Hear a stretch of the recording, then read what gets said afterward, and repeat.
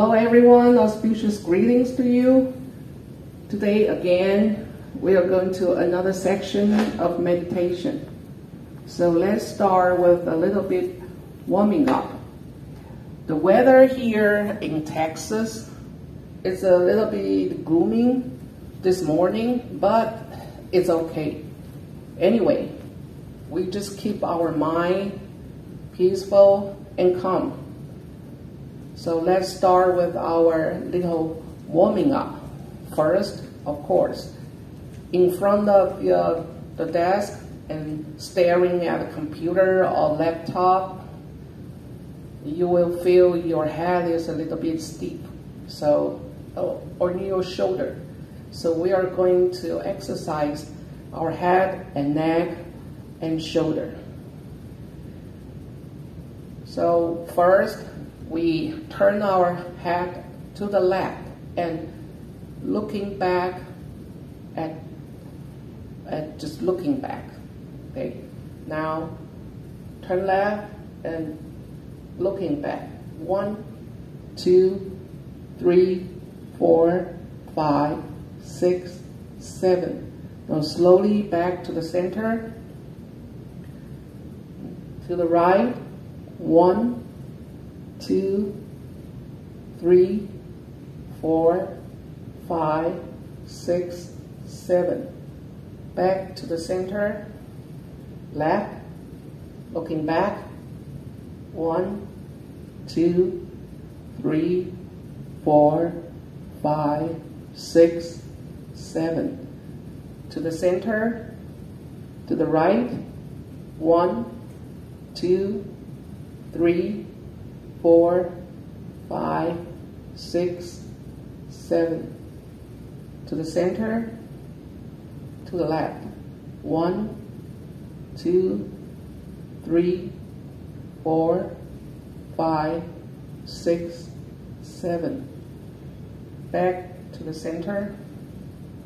To the right. 1, 2, 3, 4, 5, 6, 7. Okay, now rotate our head down a little bit and then rotate to the right, to the left, to the back, to the right, and go back to the center. Again, left, up, down, right, center. Again, left, up, down, right, left. Now beginning with the right side. Right, up, down, left, center. Again, right, up, down, left, center. Again, right, up, down, left, center. Okay, exercise our steep shoulder, work them up, backward, 1, 2, 3, 4, 5, 6, 7. Go forward.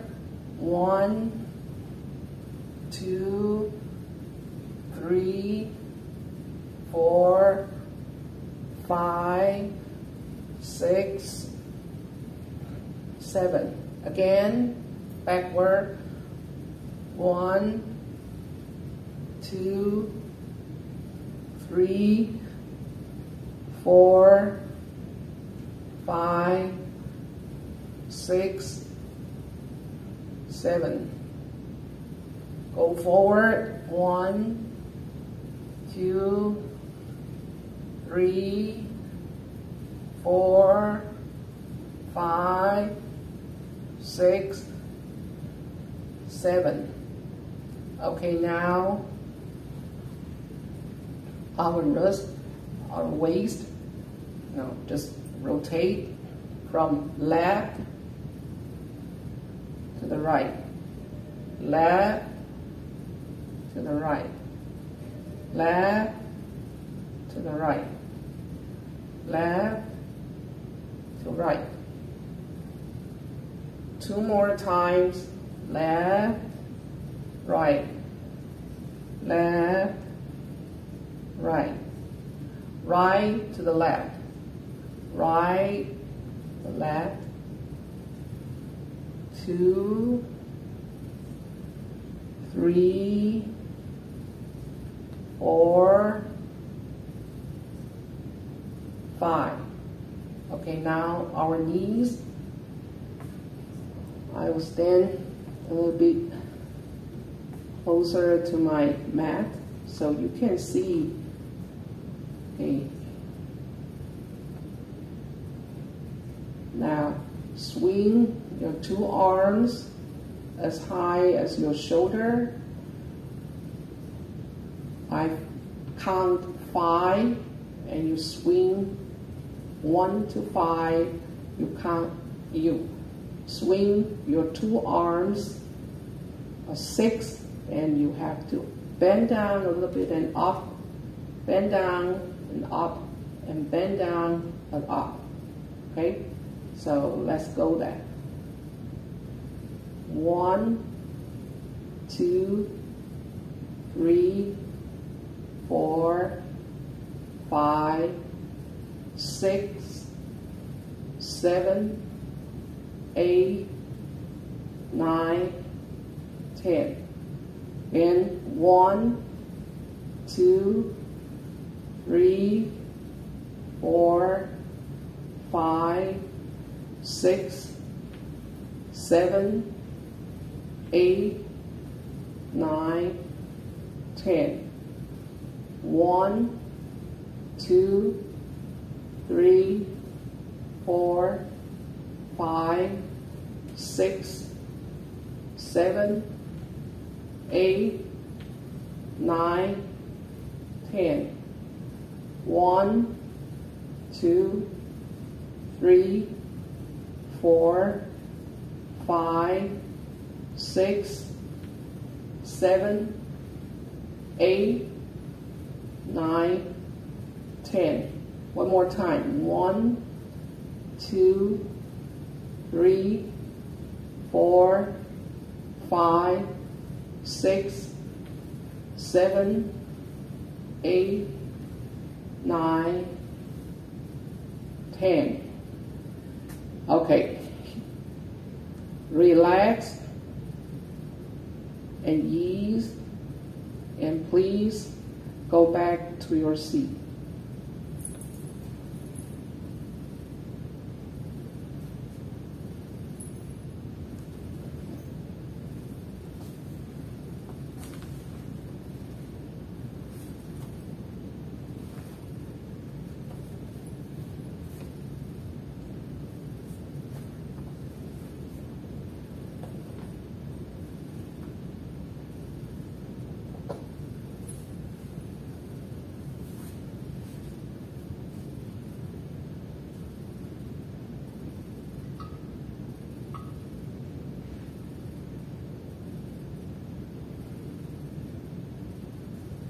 Before we go to practice meditation, just remember you are going to sit under a Bodhi tree, the tree that Buddha had been set. So under this tree, let's find our inner peace. After the knocking of 3 times of wooden fish, please pay attention to your breathing in and out. Let yourself be at the present moment.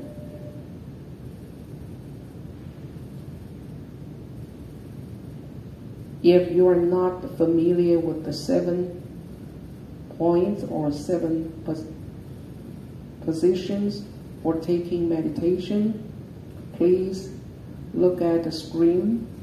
We have words for pay attention to the 7 points of meditation.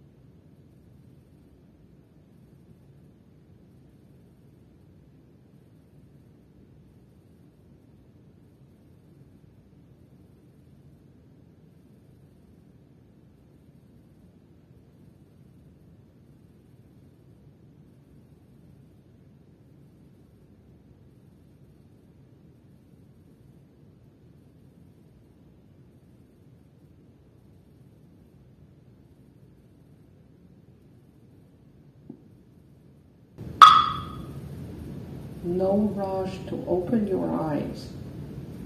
Remember to rub your hands until they're warm and massage your head, your face, and pull a little bit of your ears and your neck. Okay. Rub them again till they are warm. Massage your shoulder, your arms, your fingers. Rub your two hands again, and this time put them at the back of your wrist, waist, and massage your waist. Rub them again. Massage your legs, your knees, your feet.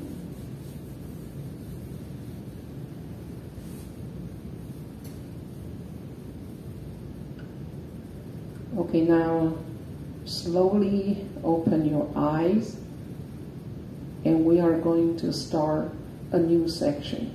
Just give me 1 minute and I'll see you again. Hello everyone, back to the second section. I just want to let you know this is the pre-recording, because right now when you listen to this section, I will be in the Medicine Buddha ceremony. So this is the pre-recording site. Okay, now let's share the PowerPoint first. Okay, that's what we are going to talk about.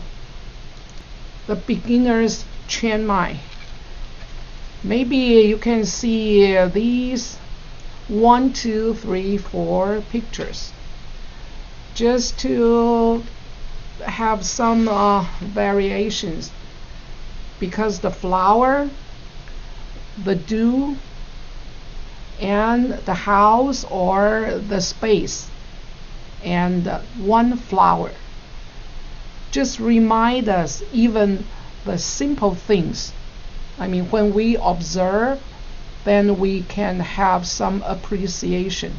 I think that's the beginners of Chiang Mai, because Chiang, of course, in Sanskrit it means dana, that means a deep contemplation.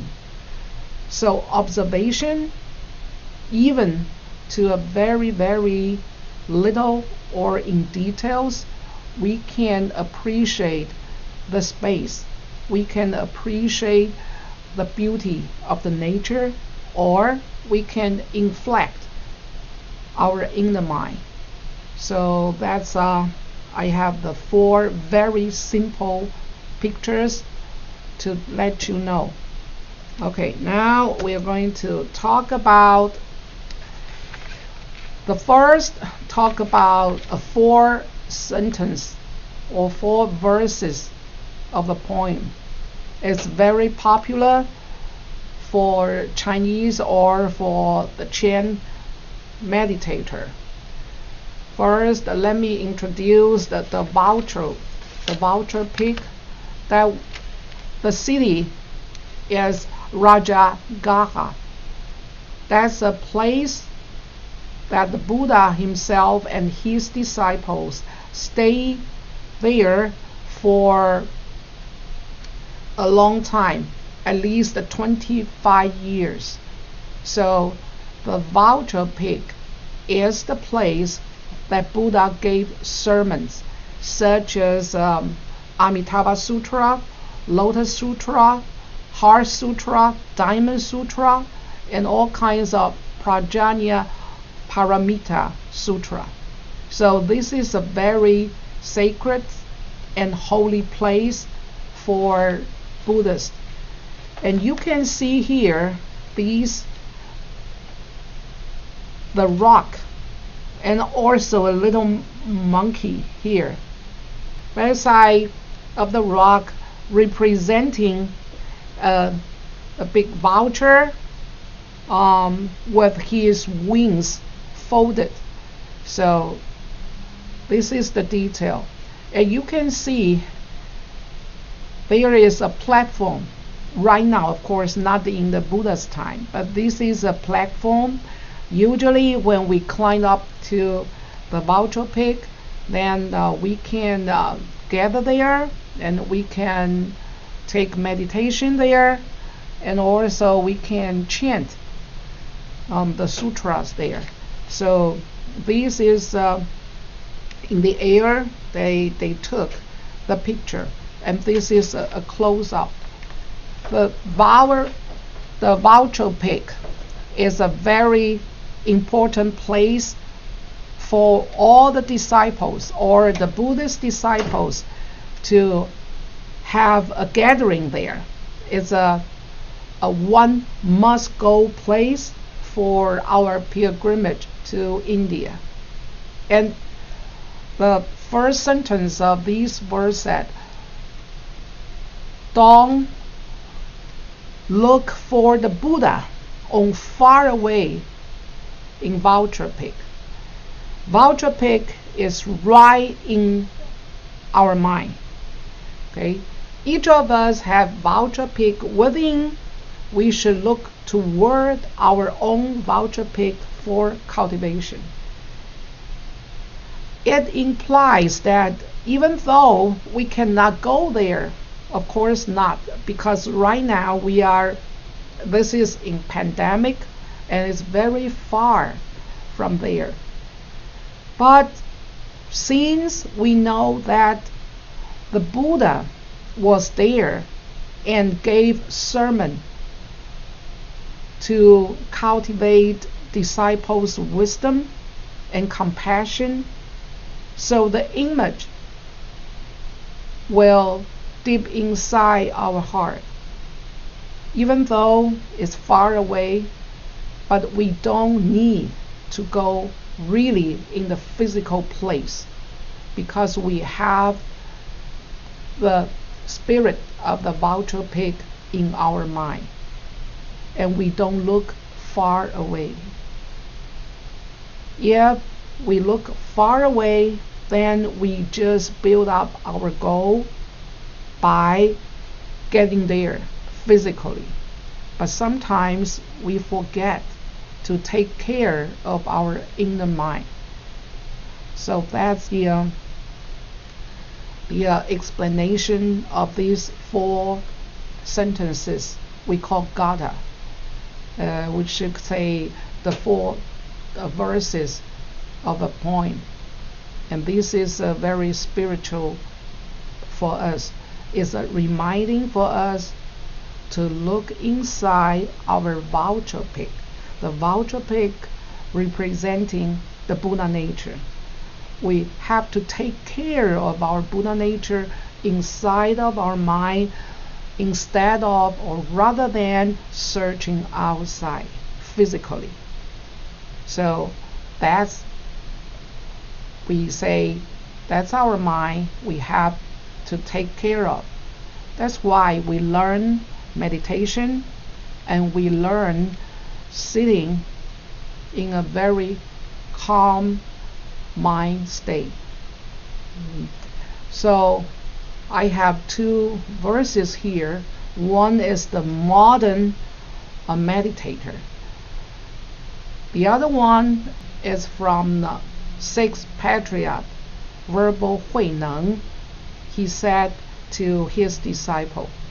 So the first one, the modern meditator, when he said, what is mine is running, but also is indescribable, and is spacious, and is open to the environment. And he said, these situations is what we call mind. So rather than to learn it logically or through intellectual the learning or through words, we would say that the mind we are experiencing is that the thing or the way we are going to experience being here at the present. So the right mind is just like that. Even though the mind is, maybe you can say, it's very hard to control, but it's spacious and it's open. And what's the purpose of the mind? When our mind is twisted, warped, twisted out, or tangled with our anger, our greed, our ignorance, then the Buddha was concealed, which means once we get through all the twisted mind, then we can elevate ourselves from a very ordinary sentient being to the enlightened Buddha.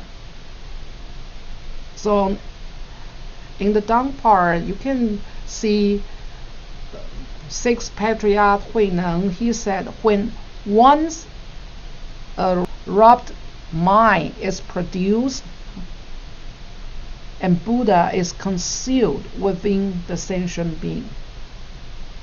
So what's the difference of the ordinary people or sentient being with Buddha? Just because we have different mind state. We have a twisted, we have a tangled mind. But the Buddha is a clear mind. The Buddha has a very spacious mind. The Buddha has an open mind. So I think that's it's very simple to explain. We have a different mind. I mean, from sentient being and the enlightened Buddha. And how, or we can say, how can we see our minds or understand the meaning of our mind? So according to Sixth Patriarch Huineng, he said the difference of sages and fools, he just said it's a wrapped or the entangled mind. It's fools, because we are just like the visitor or the wanderer. We always build our goal to go to the vulture peak in a physical journey. So fools, they plead with the Buddha rather than look to the mind. I think there is a very famous story about two persons. They said they vowed to take a pilgrimage trip to the holy place. But on the middle of the way, one, he got sick, and the other one, he continued his journey to the pilgrimage journey. And the sick one, he said, I have a illness. I cannot make my journey full. So after he getting well, and he went back home and prayed every day. And the other one finished the journey, and he asked his friend, how was your pilgrimage trip? And all he heard is the complaining from his friend, saying all the the road is very difficult, and the traffic, maybe people I met, they are not very good. So it's an example for us to reach out the real Buddha mind. The one who got sick on the middle of the way, he went back home and he prayed and do his duty every day, and he felt very peaceful, even though he cannot finish his trip for this pilgrimage journey. But he went inside, went inward to look for the Buddha or for the holiness in his mind. So verbal Huineng, he said, sages or the enlightenment people, they look to the mind rather than plead to the Buddha for help. But the unenlightened people, they search outside instead of look to their mind. And also, sometimes we take care of our body, we nourish our body, we do the exercises, we eat very carefully, all kinds of supplements, but sometimes we forgot to take care of our mind, because our mind needs training, our minds needs cultivate. So that's the 4 ways for us to see our mind. This is just a reminder. Of course, we don't say, oh, if you only take care of your body and then you are full. It's not that way. But just the comparison.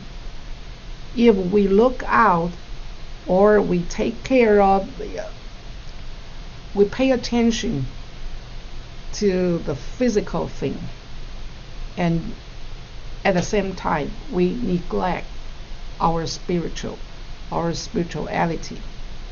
I think that's the ways we see our mind.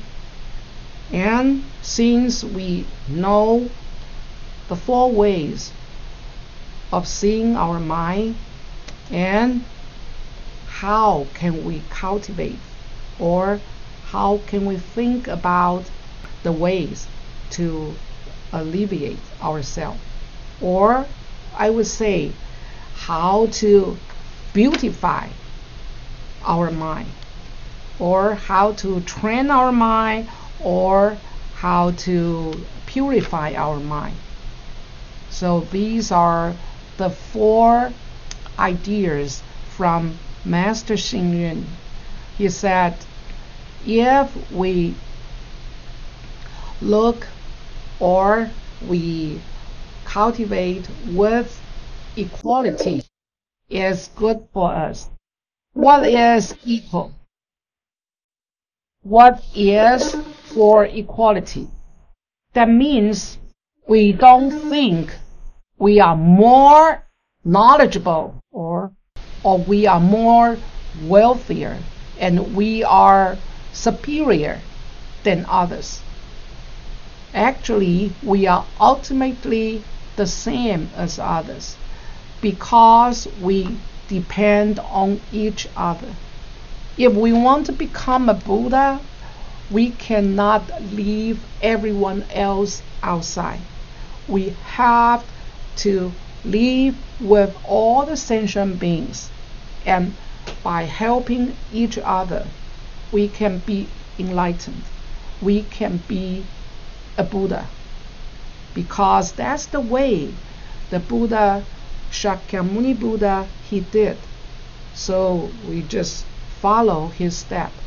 So to build up the concept of equality, that we can respect each other. And of course, we do the repentance.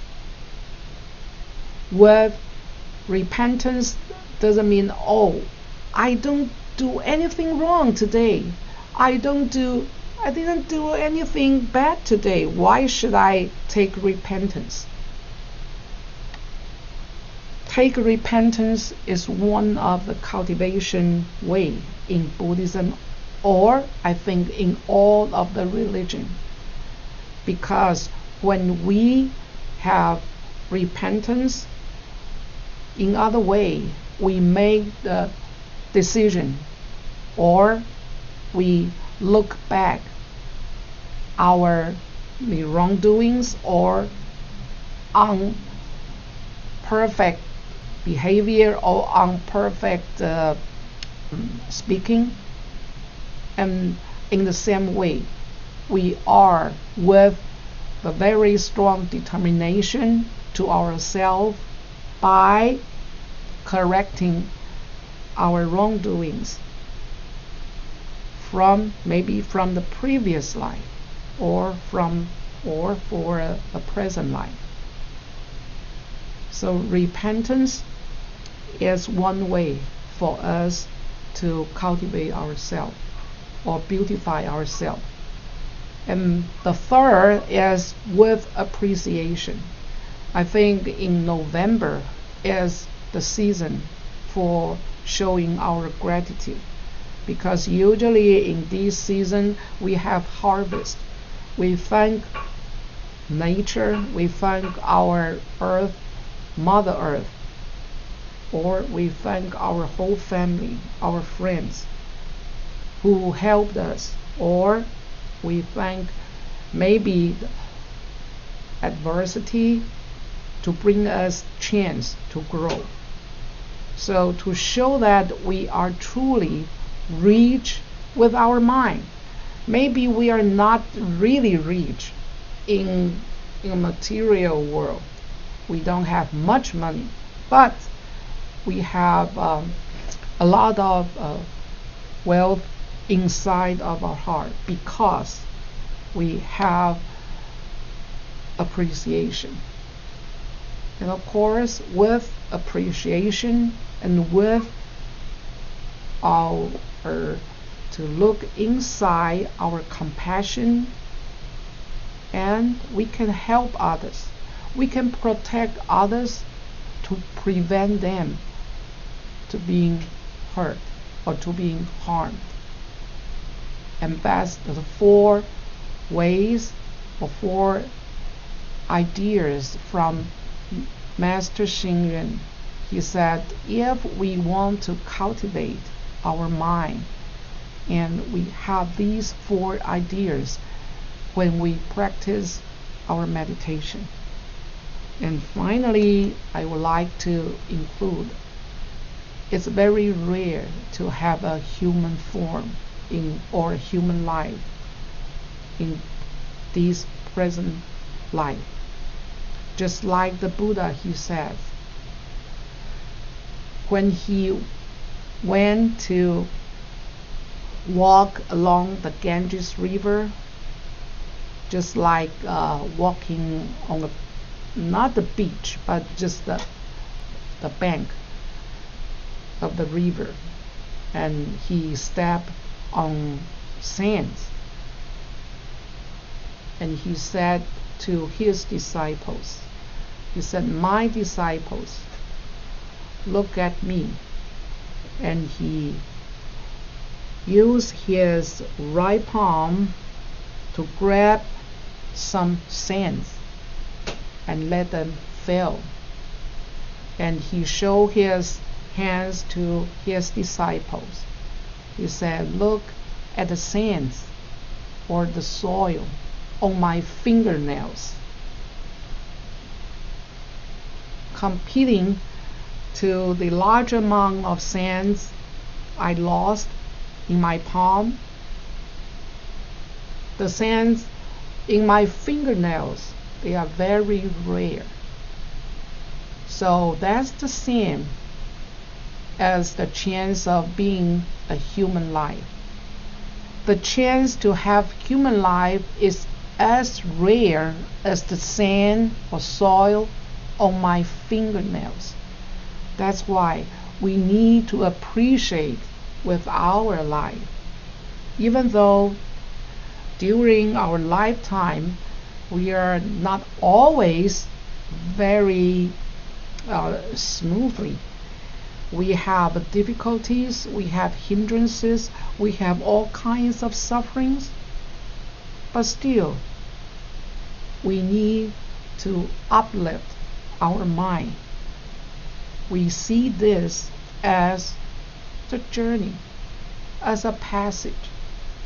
If we can go the passage, or we can go through our journey of our life with correct ways, so we don't have regrets. And that's the conclusion and the talk I would like to share with you today. So enjoy your harvest season, and we always feel appreciated to each other. And I will see you next week. Thank you. Goodbye.